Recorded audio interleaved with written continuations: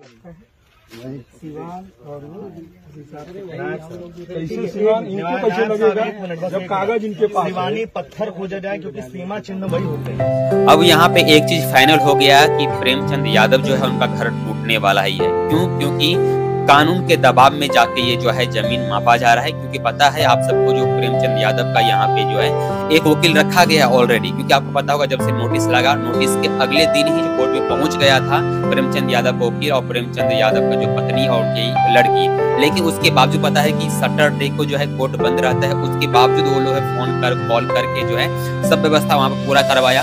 लेकिन आज के डेट में 9 तारीख को यहाँ पर जमीन मापने का प्रक्रिया चल रहा है। तो यहाँ पे वकील साहब ये बोल रहे हैं कि जहाँ पे एक सीमा है, यानी पूरे गांव का एक सीमा है, वहां से जमीन मापा जाता है, वहां से आप शुरू कीजिए।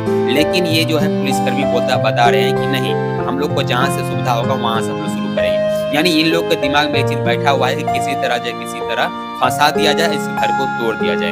जबकि ये वकील साहब ये भी बताए हैं कि इनका सरकारी जमीन सिर्फ 2 ही घर आता है। एक आता है जो कि फुस का घर है वो आता है, और दूसरा छड़दवाली आता है। लेकिन इन पुलिसकर्मी को साथ सत्ताधारी को नजर में यह है कि प्रेमचंद यादव का जो घर है उसको किसी तरह तोड़ देना चाहिए और बुलडोजरों पे चला देना चाहिए। लेकिन यहाँ पे देखिए, आपको सुना देता हूँ, आप सुन लीजिए।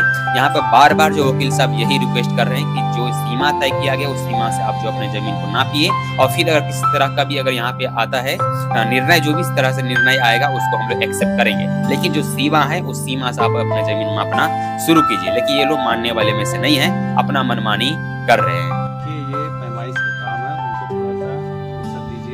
नहीं, एकदम पैमाइश होना है तो राजस्व संहिता 2006 से होना है, और राजस्व संहिता 2006 कहती है स्पष्ट रूप से कि जो भी पैमाइश होगी वो धारा 20 जो लिखा हुआ है कि सीमा चिन्ह कौन से होते हैं उसके आधार पर होना है। तो मैंने कोई गलत बात तो कहा नहीं है। इस पर सही बात कही तो आपने कह दी अपनी बात। महोदय, यहाँ लिखा राजस्व के समस्त ग्राम और किसी भी सर्वे डाटा संख्या का सीमांकन जो है सीमा चिन्हों द्वारा होगा, और सीमा चिन्ह को डिफाइन किया है बाउंड्री मार्क कौन से होंगे, या स्पष्ट रूप से लिखा हुआ है वो तक कौन से लोग होंगे। इसलिए मैं आपसे कह रहा हूँ कि सीमा चिन्हों से बनाया जाए। आप ये बातें कहिए, पहले हमें कर लेने दीजिए अपने काम में। चलिए, हमारी बात हुआ नहीं और गलत हो गया। नहीं, गलत की बात नहीं की है। हम लोग गलत पॉइंट से मना पहले हमें अपना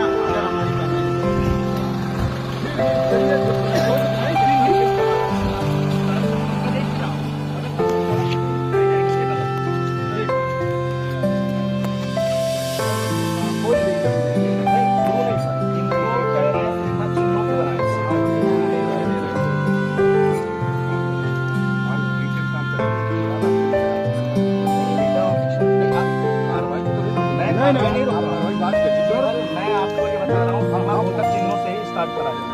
जिन परिस्थितियों में राजस्व जो काम करेंगे वो आप देखिए, अगर विधिसंगत नहीं होता है तो आप रिटर्न हमको बात बताइए। और यहाँ जो आप गलत कर रहे हैं उसके लिए मतलब नहीं आपने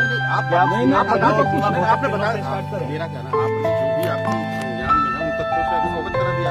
तथ्यों का संज्ञान लेने के उपरांत हमारे असर से क्या कार्रवाई है उसको देखते हैं। महोदय, यदि आप जो है केवल प्रशासनिक दबाव के कारण राजस्व संहिता का उल्लंघन करेंगे तो ये गलत है। तो अगर करेंगे, मेरा केवल आपसे यही अनुरोध है कि सर्वेक्षण यदि हो रहा है तो आप सीमा गोचर चिन्हों से करें। राजस्व संहिता का उल्लंघन करने का पर जो परिस्थिति बनती है इसका संज्ञान हर अधिकारी को होता है। वो सबकी नैतिक और कानूनी जिम्मेदारी है कि उन तथ्यों का संज्ञान ले। आपने बता दिया, अच्छा किया। मैंने आपको इसके बाबत सारे कागजात आपको दे दिया। आप वॉच करते रहिए। जो मैं वॉच कर रहा हूँ और जहाँ दिक्कत होगी मैं बोलूंगा सर, वहाँ अवगत करते रहिए एकदम।